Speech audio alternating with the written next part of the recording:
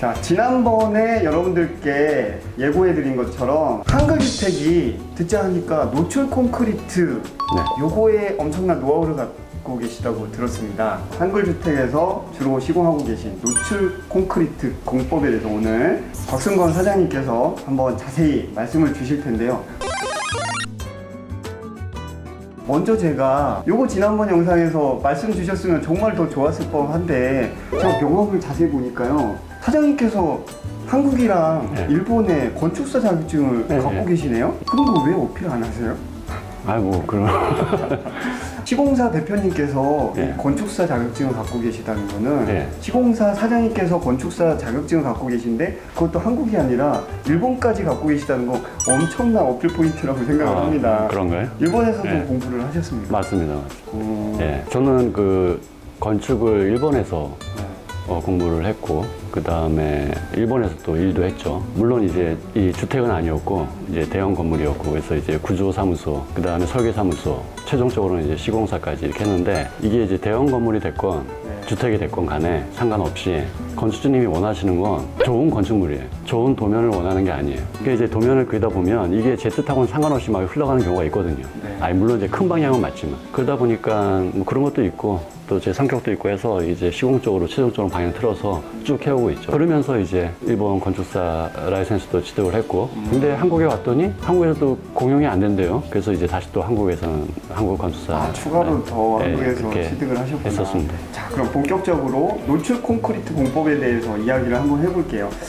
파주 출판단지가 지금 지어진 지가 굉장히 오래됐잖아요. 근데 그때 사실 대한민국 단독주택에 붐이 일 정도로 노출 콘크리트 공법이 샥 한번 휩쓸고 간 것 같은데요. 최근에는 전보다는 덜 보게 된 것 같습니다. 근데 이게 주변에서 듣자 하니까 생각보다 되게 까다롭고, 그리고 또 가격이 되게 비싸다고 그렇게 얘기를 들었습니다. 맞습니다.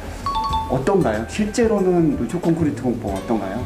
디자인이 일단은 그 심플하면서도 특이하고 이쁘잖아요, 그렇죠? 네, 그래서 이제 좋은 이제 공법 중에 하나라고 생각을 하고 있고, 저희도 외단열 콘크리트 주택 말고 노출 콘크리트 주택도 하고 있습니다. 그래서 외단열이 지금 600이라고 말씀드렸잖아요. 그래서 그거에 한 5, 6% 정도의 비용업만 하시면 노출 콘크리트도 가능합니다. 근데 저희는 유로폼으로 타설을 합니다. 근데 이제 저희는 일반 A급 유로폼이긴 한데 이제 깨끗한 A급을 써서 이제 공사를 하는데, 그렇게 해서 성형을 해서 이제 노출 콘크리트 마감을 하는데, 이게 신경 써야 될 게 그럼에도 불구하고 많아요. 뭐 레미콘부터 시작해서 타설 양생까지 신경 쓸 게 많아요. 그래서 저희는 외단열 가격 600만 원에서 한 5, 6% 정도 업된 가격으로 노출 콘크리트를 제공하고 있는 이유는 조금 더 저렴하고 실속 있게 노출 콘크리트 집을 좀 보급을 제공을 하려고 그렇게 하고 있습니다. 제가 알기로는 이게 노출 콘크리트 공법의 가장 치명적인 한계가 이게 열교. 그러니까 외단열이 원천적으로 불가능하기 때문에 내단열로 진행을 하면 어쩔 수 없이 그걸로 인해서 발생할 수 있는 단점들이 너무 많다고 또 이렇게 얘기하시는 분들이 계시더라고요. 이런 이게 단열적인 측면에서의 어떤 단점들 어떻게 극복을 하시는지 궁금합니다. 아니요.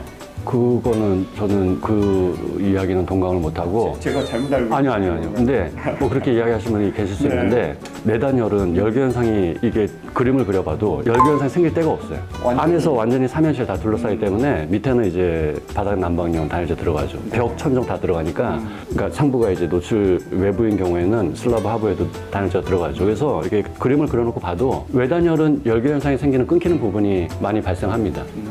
근데 이제 내단열은 거꾸로 없어요. 그리고 실제로 일본의 추운 데가 북해도예요. 삿포로. 그쵸, 엄청 그런데 한번 여행을 가보시면 생각보다 노출 콘크리트 건물이 많아요.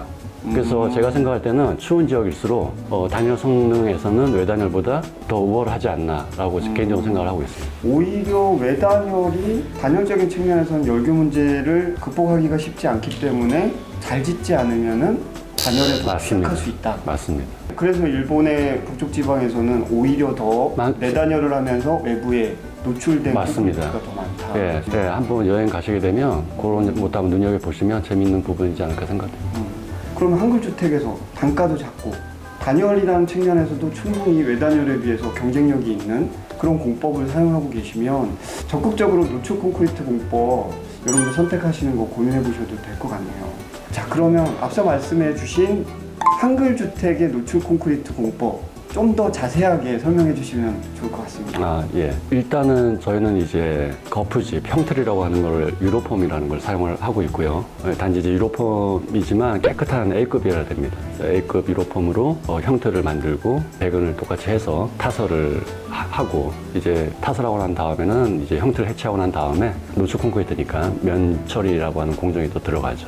이거 이제 크게 이제 맥락이고 노출 콘크리트가 이게 자재 레미콘부터 시작해서 신경 쓸 게 굉장히 많습니다. 일단은 레미콘 자재 저희는 대부분 27N 강도 예전으로 얘기하면 270km 이상의 강도의 레미콘을 일단 써야 돼요. 27이나 30 그다음에 타설을 할 때는 슬럼프치라고 이 레미콘이 주저하는 정도를 나타내는 건데 슬럼프가 12 정도로 해서 저희가 타설을 해요. 조금 묽지 않게 왜냐하면 물시멘트비가 많아지면 콘크리트는 크랙이 많이 갑니다. 그래서 이제 슬럼프치가 낮다는 얘기는 묽지가 않은 일하기는 조금 번거로울 수 있는 그런 정도의 레미콘이긴 한데 잘 바이브레타를 대고 또 밑에서는 나무망치로 이제 두들기고 하는 작업들을 해 나가면 곰보 같은 거 생기지 않아요. 물을 더 타면은 괜찮지 않냐? 그렇지 않고 물을 더 타면은 일은 편할지 모르는데 크랙이 나중에 많이 발생하기 때문에 정리하면 레미콘은 강도는 27이나 30N 이상 써야 되고 쓰고 있고요. 그다음에 슬럼프치도 12로 저희는 이제 룰을 정해서 이렇게 하고 있어요.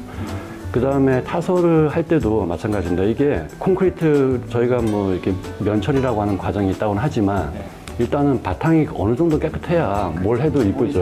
예. 저희가 뭐 중간에 공기를 빼는기 위해서 뭐 두들기는 작업, 바이브레타도 뭐 3개 정도 배치를 한다거나 이 콘크리트라는 게 레미콘이라는 게 재밌었어요. 1층 벽하고 2층 슬라브까지 예를 들어서 타설을 했잖아요. 타설하고 난 다음에 이제 뭐 나라시 정도 이렇게 하고 이제 끝내요. 보통은. 이렇게 하면 안 돼요. 조금 더 밀실한 콘크리트를 타설하기 위해서는 이제 슬라브까지 다 쳤습니다. 저희는 슬라브보다는 조금 더 레벨을 조금 더 올려서 치는데 한 30분 정도 지난 다음에 저희는 바이브레터를 한 번 더 대요.